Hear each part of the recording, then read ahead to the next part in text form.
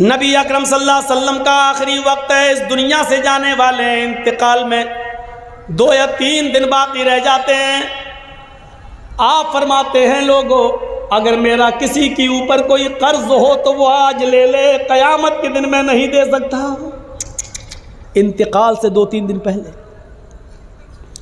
لوگوں اگر میرے اوپر کسی کا قرض ہو تو وہ 2-3 وہ مجھ سے لے لے۔ ایک صحابی اٹھتے ہیں اور کہتے ہیں کہ اے اللہ کے نبی میرے 3 درہم ہیں آپ کے پاس۔ اللہ کے نبی صلی اللہ علیہ وسلم نے ایک صحابی کو حکم دیا کہ 3 درہم اس کے ادا کر دیے جائیں۔ اس صحابی نے اسی وقت ان کے 3 درہم دے دیے۔ آپ نے فرمایا لوگو جب میری روح قبض عنصری سے پرواز ہو جائے، جب میرا انتقال ہو جائے تو میری نماز جنازہ سے پہلے پوچھ لینا کسی کا کوئی قرض تو نہیں ہے، کسی کا کوئی قرض تو نہیں ہے۔ اگر کوئی ملتا ہے تو اس کا قرض ادا کر دیا جائے، اس کے بعد میرا جنازہ پڑھایا جائے اور پھر مجھے قبرستان میں دفن کر دیا جائے۔ مجھے غور کیجئے میرے بھائیو، یہ وہ ہستی کہہ رہی ہے جس کے لیے ہم مقام محمود بات، اور اس کا حال یہ ہوا کہ اللہ کے نبی صلی اللہ علیہ وسلم کا جب انتقال ہوا تو پوچھا گیا کوئی قرض تو نہیں تھا؟ جواب کہیں سے نہیں ملا۔ سب سے پہلے ابو بکر صدیق نے آپ کی نماز جنازہ پڑھی، پھر عمر فاروق نے نماز جنازہ پڑھی، پھر عثمان غنی نے نماز جنازہ پڑھی، پھر حضرت علی نے پڑھی۔ مسئلہ یاد رکھنا، اللہ کے رسول کی نماز جنازہ جماعت کے ساتھ نہیں ہوئی، اللہ کے نبی کی نماز جنازہ کسی نے نہیں پڑھائی۔ حجرے میں تھے، ایک ایک کر کے لوگ آتے گئے پڑھتے گئے۔ پہلے ابو بکر صدیق نے پڑھی، پھر عمر فاروق نے پڑھی، پھر عثمان غنی نے پڑھی، پھر حضرت علی نے پڑھی، پھر ایک ایک صحابہ بعد میں آتے گئے پڑھتے گئے، ایک ایک کر کے پڑھتے جاتے نکلتے جاتے، یہاں تک کہ بعد میں عورتوں نے بھی نماز جنازہ پڑھی اور سب سے لاسٹ میں بچوں نے نماز جنازہ پڑھی۔ اسی کو پڑھتے پڑھتے اور لوگ دیکھنے آتے تھے۔ اللہ کے نبی صلی اللہ علیہ وسلم کو تقریباً آج کے موجودہ ٹائم کے لحاظ سے 32 آورز انتقال کے بعد 32 گھنٹے تک آپ کو دفنایا نہیں جا سکا۔ 32 گھنٹے تک آپ کو دفنایا نہیں جا سکا۔ اور اس کے بعد جب آپ کو دفنا دیا گیا، مٹی آپ کی ہو جاتی ہے، تو حضرت ابو بکر صدیق جب تک خلیفہ رہے اعلان کرتے رہے لوگوں اگر نبی اکرم صلی اللہ علیہ وسلم کا قرض کسی کے اوپر ہو تو وہ مجھ سے لے لے۔ لیکن ابو بکر صدیق 2 سال تک خلیفہ رہے، 2 سال تک برابر اعلان کیا لیکن کوئی نہیں آیا۔ پھر حضرت عمر فاروق کا زمانہ آیا، حضرت عمر فاروق کے پورے 10 سال تک اعلان ہوتا رہا اگر نبی اکرم کا قرض کسی کے اوپر ہو، اگر کسی نے نبی کو قرض دیا ہو اور اس کا قرض باقی ہو تو وہ عمر سے آ کر لے لے۔ حضرت عمر فاروق کے 10 سال کی خلافت میں بھی کوئی قرضہ لینے نہیں آیا۔ حضرت عثمان غنی کا جب زمانہ آیا تو 12 سال تک اعلان کیا جاتا رہا اگر نبی اکرم نے کسی سے قرض لیا ہے تو وہ آ کر مجھ سے قرض لے لے، میں نبی کا قرض دینے کے لیے تیار ہوں۔ لیکن 12 سال تک عثمان غنی کے زمانے میں بھی کوئی قرض لینے نہیں آیا۔ ذرا اندازہ لگائیے کہ قرضے کا معاملہ کتنا بھیانک ہوتا ہے۔ اللہ کے نبی صلی اللہ علیہ وسلم اپنے انتقال سے پہلے خود اعلان کر رہے ہیں اگر کسی کا قرض میرے اوپر ہے تو لے لے۔ ایک اٹھتے ہیں اور کہتے ہیں کہ میرے 3 درہم میں آپ نے دلوا دیے، پھر کوئی نہیں ملا۔ ابو بکر صدیق نے 2 سال تک اعلان کیا لیکن کوئی نہیں ملا۔ عمر فاروق نے 10 سال تک اعلان کیا لیکن کوئی نہیں ملا۔ عثمان غنی بھی کہتے رہے کہ نبی کا قرض کسی کے اوپر ہو تو مجھ سے لے لے، لیکن 12 سال تک کسی نے کوئی قرض نہیں مانگا۔ غور کرو کہ قرض کا معاملہ کتنا بھیانک ہوتا ہے، کیونکہ قرض دار آدمی کی روح لٹکتی رہتی ہے زمین و آسمان کے بیچ میں۔ میرے پیارے ساتھیوں، جب تک اس کا قرضہ ادا نہ کر دیا جائے میرے بھائیوں یہ معاملہ بڑا عجیب و غریب رہتا ہے۔ آئیے اس معاملے کو سمجھنے کی کوشش کیجئے۔ حقوق اللہ، اللہ معاف کر سکتا اپنا حق لیکن بندے کا حق معاف نہیں کرے گا۔ اگر کسی نے کسی سے قرض لیا ہے تو پہلی فرصت میں قرض ادا کر دے۔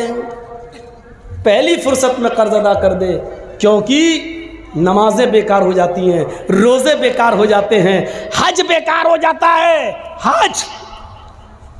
اسی لیے فرمایا کہ قرضہ لے کر حج جیسی عبادت بھی آپ کرنے نہیں جا سکتے ہیں، قرضہ لے کر قربانی آپ کر سکتے ہیں، لیکن ایک وعدہ کیجئے، قرضہ جس آدمی سے لے رہے ہیں اس سے وعدہ کیجئے کہ 1 مہینے میں آپ کا قرضہ دے دوں گا، آپ مجھے 12,000 15,000 روپے بطور قرض دے دیجئے تاکہ ہمیں خصی لے لیں اور قربانی کر دیں۔ قرضہ لے کر قربانی کی جا سکتی ہے، لیکن اگر آپ کو یہ اندیشہ ہو کہ ہم اس کا قرضہ ادا نہیں کر پائیں گے تو پھر قرضہ لے کر قربانی کرنا بھی آپ کے لیے جائز نہیں ہے۔ اگر آپ کو یقین ہے کہ قرضہ ہم دے سکتے ہیں تو 1 مہینہ 2 مہینے کی اجازت لے کر قرضہ لے سکتے ہیں، لیکن قرضہ لے کر حج کرنے نہیں جا سکتے، کیونکہ قرضدار پر حج ہے ہی نہیں۔ قرضدار پر حج نہیں، حج تو اس پر فرض ہے جو صاحب استطاعت ہو، من استطاع الیہ سبیلا، جو ان استطاع الیہ سبیلا، اگر تم وہاں تک جانے کی طاقت رکھتے ہو تو حج کرو، تو حج کرو، اگر وہاں تک جانے کی طاقت نہیں، استطاعت نہیں ہے تو آپ حج نہ کرو۔ کتنی بری عادت کہاں سے کہاں نکل گیا اور کہاں بہک گیا، یہاں پہنچ گیا میں۔ تو میں کہہ یہ رہا تھا کہ ہم اپنے دوستوں کو کھلا سکتے ہیں، دشمنوں کو نہیں، لیکن اللہ رب العالمین کو دیکھیے، وہ اپنے دوست و دشمن سب کو کھلاتا ہے، مومن و کافر سب کو کھلاتا ہے، یہ ہے رب العالمین۔ اس کے بعد آئیے دوسری آیت پر، الرحمن الرحیم، کتنی بڑی نعمت ہے، وہ بڑا ہی رحم کرنے والا، انتہائی مہربان ہے۔ اللہ کتنا بڑا مہربان ہے یہ سمجھنے کے لیے بعد میں ہم آپ کو اس طرف بعد میں آئیں گے، پہلے یہ سوچئے، اللہ کہتا ہے کہ میرے پاس رحمت کے 100 درجے ہیں۔ اس بات کو ذرا غور سے سنیے گا، یہ سمجھ گئے تو پوری تقریر سمجھ جائیں گے۔ اللہ نے کہا میرے پاس رحمت کے 100 درجے، اللہ نے کہا مطلب اللہ کے نبی نے کہا، اللہ نے فرمایا، یعنی حدیث قدسی، اللہ کے نبی فرماتے ہیں کہ اللہ نے فرمایا میرے پاس رحمت کے 100 درجے ہیں۔ دنیا میں جو تم رحم و کرم، محبت و الفت دیکھ رہے ہو، یہ ایک درجہ میں نے دنیا میں اتارا ہے، رحمت کے 100 درجوں میں سے صرف ایک درجہ میں نے دنیا میں اتارا ہے، 99 درجے میں نے اپنے پاس رکھے ہیں۔ اب میں کسی سے پوچھوں رحمت کے کتنے درجے ہیں؟ 100، اور دنیا میں اللہ نے کتنا درجہ اتارا ہے؟ ایک، صرف ایک۔ ایک مرغی کو دیکھیے آپ، مرغی بلی کو دیکھتی ہے فوراً بھاگتی ہے، لیکن وہی مرغی جب انڈوں پر بیٹھتی ہے اور انڈوں سے چوزے نکلتے ہیں، اور مرغی جہاں سڑک پر دانہ چگتی ہے، اپنے بچے اس کے پیچھے پیچھے آتے ہیں، اچانک بلی کو دیکھتی ہے مرغی تو بھاگتی نہیں ہے۔ اب آپ دیکھیے وہ مرغی اب بھاگ نہیں رہی ہے، کیونکہ جانتی ہے اگر میں بھاگوں گی تو میرے بچے مارے جائیں گے۔ وہ مرغی اپنے پروں سے کھول کر اپنے بچوں کو سمیٹتی ہے اور بلی کے سامنے سینہ تان کے کھڑی ہو جاتی ہے۔ اس مرغی کے اندر اپنے بچوں کی محبت اور اپنے بچوں کی الفت کے لیے پروں کا کھول دینا اور اپنے بچوں کا سمیٹ لینا، یہ اسی ایک درجے محبت کا حال ہے، یہ اسی ایک درجے محبت کا حال ہے، 99 درجے نہیں۔ ایک کتیا جب اس کے بچے پیدا کرنے کا وقت آتا ہے تو آپ دیکھیے کتیا بھی ایسی جگہ تلاش کرتی ہے کہ ہم اپنے پیٹ سے اپنے بچوں کو جنم دے سکیں جہاں دوسرے کتے نہ پہنچ پائیں اور خطرناک جانور وہاں پہنچ کر ہمارے بچوں کو مار نہ ڈالیں۔ آپ نے دیکھا کبھی؟ وہ کتیا بھی ایسی جگہ تلاش کرتی ہے جہاں اس کے بچے محفوظ رہ سکیں۔ یہ محبت اس کتیا کے اندر کس نے ڈالی؟ ایک بکری کو دیکھیے، ایک گائے کو دیکھیے، ایک بھینس کو دیکھیے، جب وہ بچہ جنتی ہے تو کتنی غلاظت اور گندگی اس بکری کے بچے کے اندر ہوتی ہے۔ وہ بکری وہ بھینس، وہ گائے جب بچہ پیدا کرتی ہے تو اپنی زبان کھول دیتی ہے اور اپنے بچے کے جسم پر لگی ہوئی گندگی کو اپنی زبان سے چاٹتی ہے اور اپنے بچے کو کھڑا کرنے کی کوشش کرتی ہے اور پھر اس بچے میں روح پھونک دیتی ہے۔ اور پھر آپ دیکھیے جب بھینس یا گائے کا مالک اس گائے کے دودھ کو دوہتا ہے تو گائے اور بھینس اپنے بچے کو پلانے کے لیے تھوڑا سا دودھ اوپر چڑھا لیتی ہے۔ تصور کرو، اور جب اس کے بچے کو چھوڑا جاتا ہے تو فوراً وہ گائے اور بھینس دودھ کو نیچے اتار کے اپنے بچوں کو پلاتی ہے۔ یہ محبت، یہ الفت اس گائے کے اندر، اس بھینس کے اندر، اس بکری کے اندر کس نے رکھی ہے؟ یہ اسی محبت، اسی رحمت کے ایک درجے کا حال ہے، اسی رحمت کے ایک درجے کا حال ہے۔ اور سنیے، جس نے 99 درجے اپنے پاس رکھے ہو وہ کتنا مہربان ہوگا۔ ایک بکری جب اپنے بچے پر اتنا مہربان ہے، ایک کتیا اپنے بچے پر اتنا مہربان ہے، ایک مرغی اپنے بچوں کے لیے اتنا مہربان ہے، تو سوچئے یہ ابھی ایک درجہ ہے، ابھی ہم انسانوں پر نہیں آئے۔ حضرت عمر فاروق فرماتے ہیں ایک جنگ کے اندر کچھ قیدی گرفتار کیے گئے اور گرفتار کر کے ان کو جناب محمد رسول اللہ کے سامنے لایا گیا۔ ایک جنگ کے اندر کچھ قیدیوں کو گرفتار کیا گیا اور ان قیدیوں کو محمد رسول اللہ کے سامنے پیش کیا گیا۔ ان قیدیوں میں ایک عورت بھی تھی۔ جو قیدی قید کر کے لائے گئے، جو مجرم قید کر کے لائے گئے، ان مجرمین کی لسٹ میں، ان قیدیوں کی لسٹ میں ایک عورت بھی تھی۔ اس کا بچہ کہیں شیرخوار بچہ، دودھ پیتا بچہ کہیں گم ہو گیا تھا، کہیں کھو گیا تھا، دودھ پیتا بچہ۔ یہ عورت جب اللہ کے نبی صلی اللہ علیہ وسلم کے سامنے پیش کی گئی اور جو قیدی نبی کے سامنے پیش کیے گئے، اس عورت کو ہوش نہیں ہے کہ ہم کو نبی کے سامنے پیش کیا گیا ہے، کیا سزا ملے گی۔ اس کا دماغ اپنے بچے کی طرف لگا ہوا ہے، وہ اپنے بچے کے بارے میں سوچتی ہے کہ میرا دودھ پیتا بچہ کہاں ہوگا۔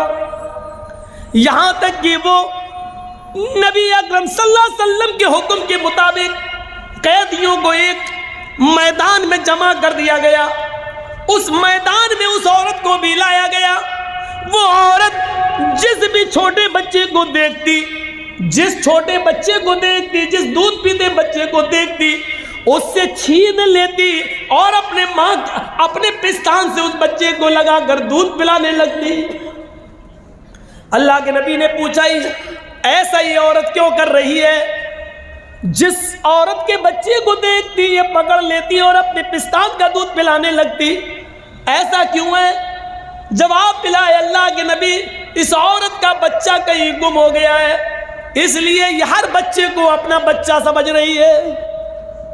اللہ کے نبی نے اس عورت کی اس محبت کو دیکھا، اس عورت کی اس رحمت کو دیکھا جو دوسروں کے بچے کو اپنا بچہ سمجھ رہی ہے۔ اللہ کے نبی صحابہ سے سوال کرتے ہیں، آئے میرے ساتھیو، اگر اس کو اس کا بچہ مل جائے اور پھر اس عورت سے کہا جائے کہ اپنے بچے کو آگ میں پھینک دو، تو تم کیا امید رکھتے ہو کیا یہ عورت اپنے بچے کو آگ میں ڈال دے گی؟ تصور کرو نبی کا سوال۔ جو عورت دوسرے کے بچے کو اپنا بچہ سمجھ رہی ہے، اگر اس کو اس کا بچہ مل جائے، پھر اس عورت سے کہو کہ اپنے بچے کو آگ میں ڈال دے، جلتی ہوئی آگ میں ڈال دے، تو کیا وہ ڈال دے گی؟ صحابہ نے کہا نہیں، ہرگز نہیں۔ اس کی محبت یہ کبھی گوارا نہیں کرے گی کہ وہ اپنے بچے کو آگ میں ڈال دے۔ اللہ کے نبی فرماتے ہیں، میرے ساتھیو، رب کی رحمت کے 100 درجوں میں سے ایک درجہ رحمت کا یہ حال ہے کہ وہ اپنے بچے کو آگ کے حوالے نہیں کر سکتی ہے۔ جس کے پاس 99 درجے رحمت ہو، وہ قیامت کے دن اپنے بندے کو جہنم کی آگ میں کیسے ڈالے گا؟ اس کی رحمت یہ کیسے گوارا کرے گی کہ اپنے بندے کو جہنم میں ڈال دے؟ لیکن بندے گناہ کر کر کے، شرک کر کر کے، بدعتیں کر کر کے، شراب نوشی کر کر کے، حرام کھا کھا کر، حرام کی کاروبار کر کر کے اپنے آپ کو خود جہنم میں لے جاتے ہیں، تو اس میں اللہ کی رحمت پھر غضب میں بدل جاتی ہے۔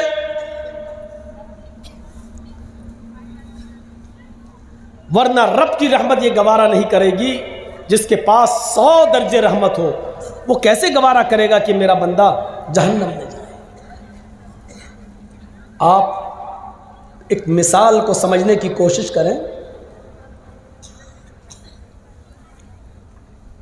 آپ کی بیٹی ہے، شادی ہوئی، آپ نے بہت سے برتن اس کو جہیز میں دیے، کانچ کے 2 برتن، کانچ کے 2 گلاس، شیشے کے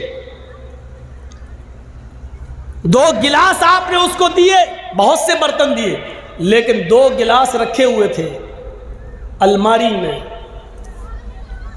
اور کانچ کے دونوں گلاس جس کو آپ کی بیٹی سسرال میں جانے کے بعد روزانہ صاف کر کر کے رکھتی تھی، اچانک دونوں گلاس گرتے ہیں نیچے،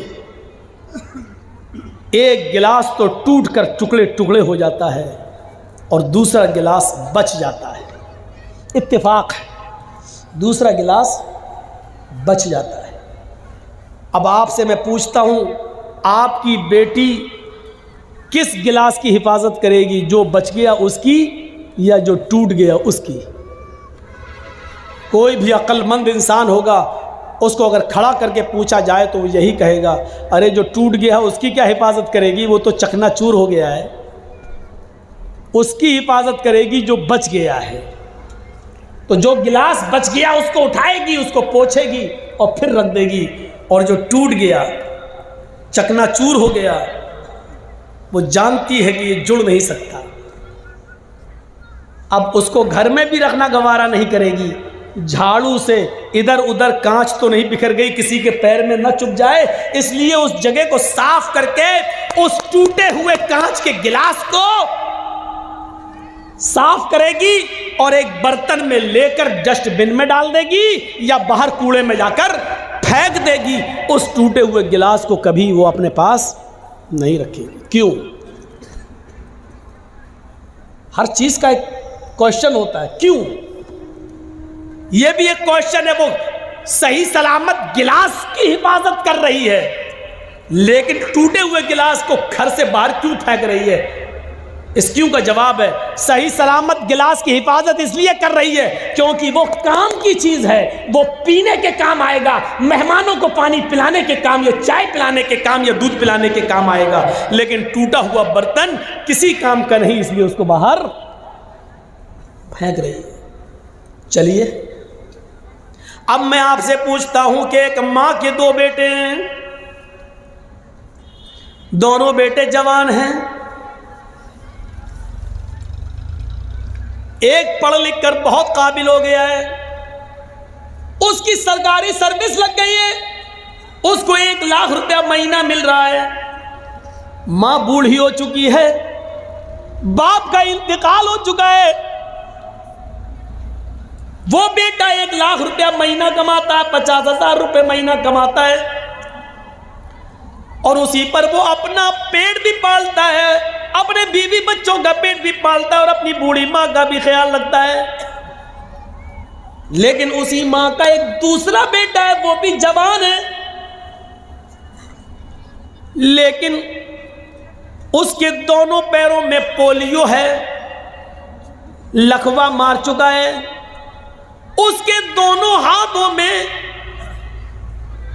کمپن ہے، ہاتھ بھی اس کے لکوا مار چکے، وہ نہ اٹھنے کے لائق ہے، نہ اپنے سے بیٹھ سکتا ہے، نہ اپنے سے کھا سکتا ہے، نہ اپنے سے پیشاب و پائخانہ کر سکتا ہے۔ اس بچے کی عمر بھی 18-20 سال ہے، اس کا بھائی بھی 20-22 سال کا ہے، جو کماتا ہے اور اپنی ماں کو کھلاتا ہے، لیکن یہ بیچارہ اپاہج بچہ، دونوں پیروں سے اپاہج، دونوں ہاتھوں سے اپاہج، بستر پر لیٹا ہے، یہ نہ کما سکتا ہے، نہ ماں کا پیٹ بھر سکتا ہے، نہ خود کھا سکتا ہے۔ یہ بچہ بھی ناکارہ ہے، کسی کام کا نہیں ہے، بیکار ہے، بلکہ یہ بچہ اپنے ماں پر بھی بوجھ بنا ہے، بلکہ اپنے بڑے بھائی کے اوپر بھی بوجھ بنا ہوا ہے۔ میں آپ سے پوچھنا چاہتا ہوں، ماں ان دونوں بچوں میں سے کس بچے کی حفاظت کرے گی اور کس بچے کو اپنے گھر سے باہر نکالے گی؟ آپ کا جواب ہوگا وہ کسی بھی بچے کو باہر نہیں نکالے گی۔ وہی عورت جو کانچ کے گلاس کی حفاظت کر رہی ہے جو بچ گیا کیونکہ وہ کام کا ہے، لیکن ماں اس کام کے بچے سے زیادہ دیکھ ریکھ اس بچے کی کر رہی ہے جو دونوں بستر، اپنے دونوں پیروں دونوں ہاتھوں سے اپاہج اور لقوے کا شکار ہے، فالج مار چکی ہے، اس کی حفاظت کر رہی ہے۔ ماں اس بچے کے سر سے پسینہ نہیں پوچھے گی جو محنت کر کے آیا ہے، اس بچے کے سر سے پسینہ پوچھ رہی ہے جو بستر پر لیٹا ہے۔ ماں اس 20-22 سال کے بچے کا پیشاب اور پائخانہ صاف نہیں کرا سکتی ہے، بلکہ اب اتنا بڑا ہو چکا ہے وہ بچہ کہ وہ ماں اپنے بڑے بیٹے کی شرمگاہ بھی دیکھنا گوارا نہیں کرے گی، لیکن اس 18 سال کے اور 20 سال کے بچے کی شرمگاہ دیکھنا تو بہت دور کی بات، اس کی گندگی کو بھی اپنے ہاتھ سے صاف کر رہی ہے اور اس کی پیشاب کی جگہ کو بھی دھو رہی ہے۔ میرے بھائیوں، تصور کیجئے ماں کے دل میں یہ رحم اور یہ محبت کا جذبہ یہ کہاں سے آیا؟ یہ اسی رب کی 100 درجے رحمت میں سے اتاری ہوئی ایک رحمت کے ایک درجے کا حال ہے۔ یہ ماں اس بچے سے زیادہ پیار کرے گی جو بچہ اپاہج ہے، لنگڑا لولا ہے اور لقوے کا شکار ہے، یہ ماں اس کی زیادہ دیکھ ریکھ کر رہی ہے۔ کیوں؟ اگر اللہ ماں باپ کے دل سے یہ رحمت نکال دے تو ماں باپ سے بڑا ہمارا دشمن کوئی ہو سکتا ہے؟ بتائیے۔ کمینہ پیدا ہو گیا، کمائیں ہم اور مر کے ہم چلے جائیں تو ہمارے بنائے ہوئے گھر میں تو رہے گا؟ باپ کی محنت، باپ کا رات میں جاگ جاگ کر محنت کر کے مزدوری کر کے بلڈنگ بنانا، جبکہ باپ کو معلوم ہے کہ اس بلڈنگ میں ہم نہیں رہیں گے، میرے مرنے کے بعد میری اولاد رہے گی۔ اگر اللہ باپ کے اور ماں کے دل سے یہ محبت نکال دے تو ماں باپ سے بڑا ہمارا دشمن کون ہو سکتا ہے؟ میری محنت کی کمائی میں تو رہے گا، لیکن نہیں رہے گا۔ کیوں؟ کیونکہ باپ کی محبت یہ گوارا نہیں کر سکتی ہے کہ میری اولاد ماری ماری پھرے۔ یہ محبت کس نے پیدا کی ہے؟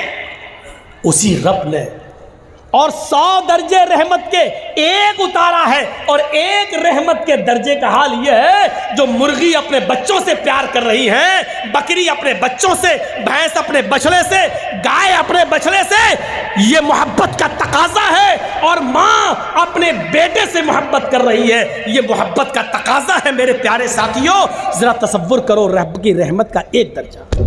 اب ذرا آئیے پھر دیکھیے رب کی رحمت کا حال کیا ہے۔ آئیے اور پھر دیکھیے کہ رب کی رحمت کا حال کیا ہے۔ فرمایا کہ اللہ رب العالمین کی رحمت یہ کیسے گوارا کر لے گی جب ایک ماں اپنے بچے کو آگ میں ڈالنا گوارا نہیں کر سکتی ہے، تو اللہ رب العالمین کی رحمت یہ کیسے گوارا کرے گی جبکہ اس کے پاس رحمت کے 100 درجے ہیں؟ کیسے گوارا کرے گی کہ اپنے بندے کو آگ میں ڈال دے؟ بنی اسرائیل کا ایک واقعہ بیان کرتے ہوئے نبی اکرم نے فرمایا، ایک شخص اپنے اونٹ کو اپنے گھر کے سارے سامان کے ساتھ پیک کر کے نکلتا ہے اور ایک صحرا اور جنگل سے ہوتا ہوا جاتا ہے۔ تھک گیا، جنگل میں ایک پیڑ سے ایک درخت سے وہ اپنے اونٹ کو باندھ دیتا ہے اور تھوڑی دیر درخت کے سائے میں آرام کرنے لگتا ہے۔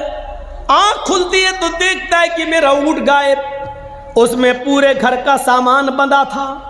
اب اونٹ غائب، ہوش اڑ گئے ہیں، اونٹ غائب، میرے گھر کا پورا سامان اونٹ پر اور اونٹ غائب۔ وہ کبھی اس جھاڑی جاتا، کبھی اس جھاڑی میں دیکھتا، کبھی اس پہاڑی پہ چڑھتا، کبھی اس پہاڑی پہ چڑھتا۔ وہ پورا جنگل تلاش کر ڈالا لیکن اس کو اونٹ نہیں ملا، اس کو اونٹ نہیں ملا۔ پورا جنگل تلاش کر دیتا ہے لیکن اس کو اونٹ نہیں ملتا ہے۔ مایوس ہو کر اسی پیڑ کے پاس آتا ہے، ہاتھ سر پہ رکھ کر سوچنے لگتا میں کیا کروں گا۔ بڑی محنت سے مال کمایا تھا، غائب ہو گیا اونٹ، کہاں چلا گیا؟ اب کتنا دن لگے گا اتنا مال کمانے میں، اور اپنے گھر کا ساز و سامان بنانے میں کتنا وقت لگے گا؟ اب یہ سوچ ہی رہا تھا، تھکا ہوا تھا کہ اچانک نیند آ گئی۔ تھوڑی دیر کے بعد آنکھ کھلتی ہے، کیا دیکھتا ہے کہ میرا اونٹ اسی پیڑ سے بندھا ہوا ہے جس پیڑ سے غائب ہوا تھا۔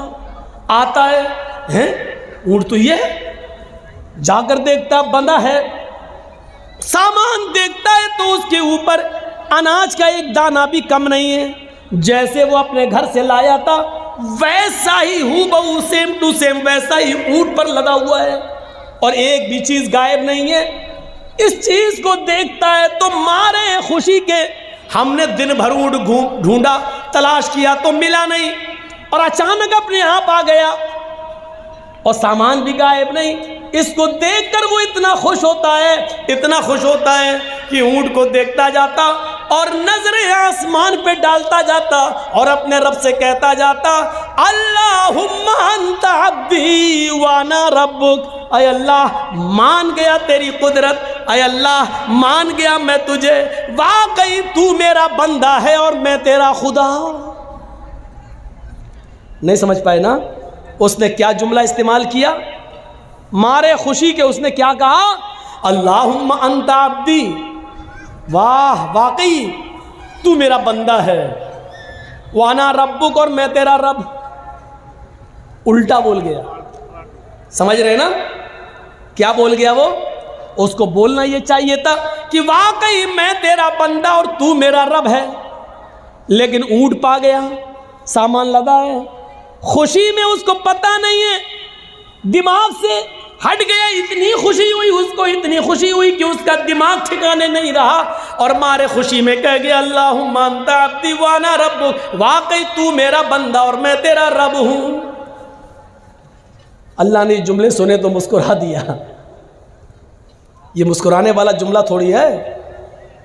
اب میرا بیٹا خوشی میں اگر یہ کہہ دے کہ میں تمہارا باپ ہوں تم میرے بیٹے، بھائی کوئی چیز میں لا کے اس کو دوں خوشی میں جو اس کو بہت پسند ہو، اور خوشی خوشی کہتے باپ تم میرے بیٹے ہو میں تمہارا باپ، تو ہم ناراض تھوڑی ہوں گے، ہم تو خوش ہوں گے کہ دیکھو خوشی میں بیچارہ ایسا کہہ رہا ہے، جبکہ کہنا یہ چاہتا تھا کہ ہاں تم میرے پیارے ابو ہو اور میں تمہارا بیٹا، لیکن دھوکے سے اس کے منہ سے نکل گیا مارے خوشی کے ہاں میں تمہارا باپ ہوں تم میرے بیٹے۔ یہ باپ اچھی طرح جانتا ہے کہ بیٹا مذاق میں کہہ رہا ہے یا دھوکے سے نکل گیا، یہ صحیح میں کہہ رہا، یہ باپ جانتا، اور رب جانتا ہے کہ میرا بندہ یہ کہنا نہیں چاہ رہا تھا، لیکن دھوکے سے خوشی میں اس کی زبان سے یہ جملہ نکلا، اس لیے وہ مسکرا رہا ہے۔ اگر یہی جملے اس نے جان بوجھ کر کہے ہوتے تو معاف کیجئے گا وہ کہیں کا نہیں رہتا۔ اتنے خطرناک جملے تو فرعون نے بھی استعمال نہیں کیے۔ فرعون بھی لوگوں سے کہتا تھا انا ربکم الاعلی، مجھے اپنا رب کہو میں تم سب کا رب ہوں۔ فرعون بھی لوگوں سے یہ کہتا تھا میں تمہارا رب ہوں، لیکن فرعون نے کبھی اللہ سے نہیں کہا کہ میں تیرا بھی رب ہوں۔ فرعون نے کبھی زندگی میں اپنے رب سے نہیں کہا اے اللہ میں تیرا بھی رب ہوں، وہ لوگوں سے کہتا تھا انا ربکم الاعلی، میں تمہارا رب ہوں تم مجھے اپنا رب مانو۔ لیکن اس کے باوجود اللہ نے کیا کیا؟ اس کو دریا میں غرق کر دیا، ڈبو دیا اور مار ڈالا، اور اس کی لاش کو سمندر سے باہر پھینک دیا۔ آج بھی مصر کے میوزیم میں اس کی لاش نشان عبرت بنی ہوئی ہے۔ آج بھی اس کی لاش دیکھ لو جو دیکھنا چاہے، آج بھی زمین اس کو ایکسیپٹ نہیں کرتی ہے۔ جس زمین میں گاڑا جاتا ہے زمین نکال کے پھینک دیتی ہے، جس سمندر میں ڈالا جاتا ہے سمندر نکال کے پھینک دیتا ہے۔ آج بھی اس کی لاش نشان عبرت بنی ہوئی ہے۔ فرعون نے اتنے بڑے جملے نہیں کہے تھے، اس نے یہ کہا تھا میں تمہارا رب ہوں، لیکن اللہ سے کبھی نہیں کہا تھا میں تیرا رب ہوں۔ لیکن اس نے تو اللہ ہی کو اپنا بندہ کہہ دیا، اور اپنے آپ کو رب کا، اللہ کا رب کہہ دیا۔ اللہم انت عبدی وانا ربک، تو میرا بندہ میں تیرا خدا۔ ذرا تصور کرو. لیکن اس کے باوجود اللہ ناراض نہیں ہو رہا. کیوں؟ کیونکہ اس کے دل کی نیت یہ نہیں تھی. اللہ کے نبی اس واقعے کو بیان کرنے کے بعد کہتے ہیں جتنی خوشی اس بندے کو ہوتی ہے اپنا اونٹ پانے کے بعد کی ہوش میں نہیں ہے. اتنی خوشی ہے کہ وہ زمین پر پیر نہیں رکھ رہا ہے.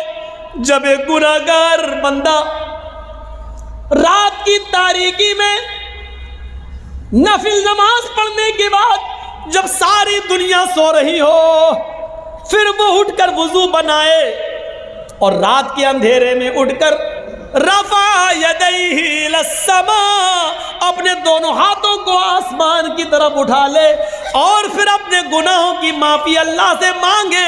اے اللہ اللہم اغفر لذنوبی اللہم اغفر لی اللہم اغفر لی اللہم اغفر لذنوبنا وارحمنی واستر عیوبنا.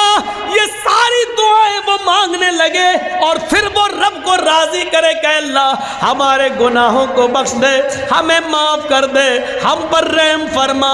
اللہ کے نبی فرماتے ہیں جب ایک گناہگار بندہ اپنے رب کے سامنے اپنے دامن کو پھیلا لیتا ہے, اپنی جھولی پھیلا لیتا ہے اور رب کے سامنے اپنے ہاتھ اٹھا کر دعا مانگتا ہے اے اللہ مجھے معاف کر دے, میرے گناہ بخش دے, تو اللہ تعالیٰ کو اس بندے سے بھی زیادہ خوشی ہوتی ہے جو ابھی مارے خوشی کہ یہ کہہ گیا تو میرا بندہ میں تیرا رب.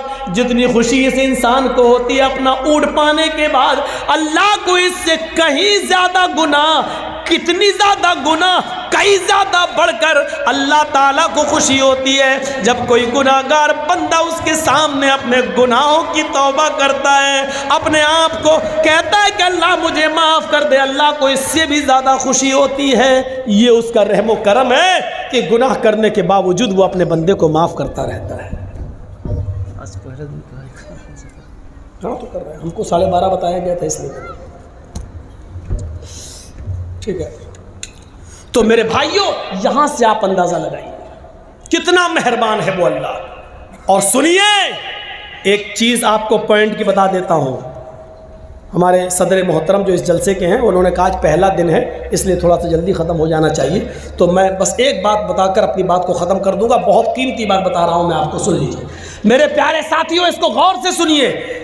اللہ رب العالمین نے تقریباً 20 سے زیادہ, قرآن پڑھیے آپ, 20 سے 20 بار, 20 سے زیادہ بار یا عبادی کہہ کر اپنے بندے کو پکارا. یا عبادی یا عبادی, بلکہ بڑے سے بڑے گناہگار کو بھی یہی کہا قل یا عبادی قل یا عبادی الذین اسرفوا علی انفسہم لا تقنطوا من رحمت اللہ. اس پیار و محبت بھرے جملے کو سنیے. بندہ گناہگار ہے, اتنا گناہگار ہے کہ اس نے زمین و آسمان بھر کر گناہ کر رکھے ہیں. اس کو بھی اللہ یہ نہیں کہہ رہا بھاگ تو گناہگار ہے میرے دربار میں مت آنا. اس کو بھی اللہ کیا کہہ رہا, آئے میرے بندو قل یا عبادی الذین اسرفوا علی انفسہم, آئے میرے بندو اگر گناہ کر کر کے تم نے زمین و آسمان بھر لیے ہو, اگر بہت زیادہ گناہ کر کے اپنے آپ کو سیاہ کالا کر لیا ہو, اگر گناہ کر کر کے تم نے زمین و آسمان بھی بھر ڈالے ہو, لا تقنطوا من رحمت اللہ, تب بھی تم اللہ کی رحمت سے مایوس مت ہو جاؤ, اللہ کے رحم و کرم سے مایوس مت ہو جاؤ. اگر توبہ کرو گے تو ہم آج بھی تمہیں معاف کرنے کے لیے تیار ہیں, اگر بخشش مانگو گے تو آج بھی میں تمہیں بخشنے کے لیے تیار ہوں. 20 سے زیادہ بار اللہ نے قل یا عبادی کہا ہے, آئے میرے بندو, آئے میرے بندو میرے پاس تو آؤ, میرے بندو مجھ سے گناہوں کی معافی تو مانگو, میرے بندو میرے پاس گڑگڑاؤ تو رو تو صحیح, ہم تمہیں آج بھی معاف کرنے کے لیے تیار ہیں. اگر 20 مرتبہ یا عبادی کا ہے تو قرآن پڑھیے 300 سے زیادہ 300 سے زیادہ اس نے رحمت کا لفظ استعمال کیا ہے, رحمت کا لفظ استعمال کیا ہے. یہ میری رحمت, یہ میری رحمت, یہ میری رحمت, اور ایک لفظ تو ایسا کہہ دیا ہے رحمتی وسعت کل شیء, رحمتی وسعت کل شیء. آئے میرے بندو میری رحمت ہر چیز کو گھیرے ہوئے, میری رحمت چھائی ہوئی ہے، میری رحمت کے سائے میں آؤ تو صحیح، اے میرے بندوں میری رحمت کے دائرے میں آؤ، ہم تم پر بھی اپنی رحمت نثار کر دیں گے، ہم تم پر بھی اپنی رحمت کا سایہ کر دیں گے۔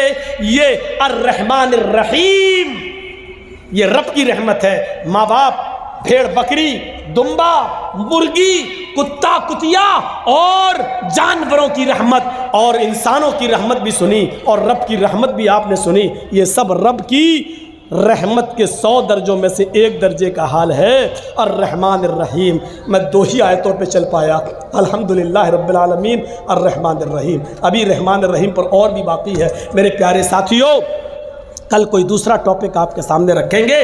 ہم یہاں سے یہ سوچ کر اٹھیں کہ اللہ رب العالمین ہے اور رحمان الرحیم ہے، وہ مہربان ہے، وہ جس طریقے سے سب کو پالتا اور پوستا ہے، اس کی نظر میں کوئی دوست و دشمن نہیں، وہ سب کو دیتا ہے۔ تو ہمیں اور آپ کو بھی اس کو رب سمجھنا چاہیے اور اس کی رحمت کا فائدہ اٹھانا چاہیے، اپنے گناہوں کی معافی مانگنا چاہیے، اور اس رب نے جو ہمیں زندگی دی ہے، اس رب کی دی ہوئی زندگی کو اسی رب کے بنائے ہوئے قانون کے مطابق ہمیں چلنے کی کوشش کرنی چاہیے۔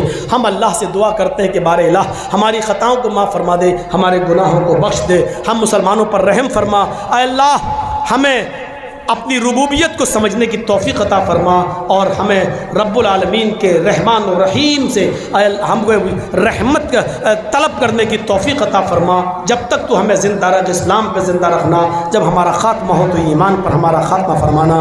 وما علینا الا البلاغ المبین۔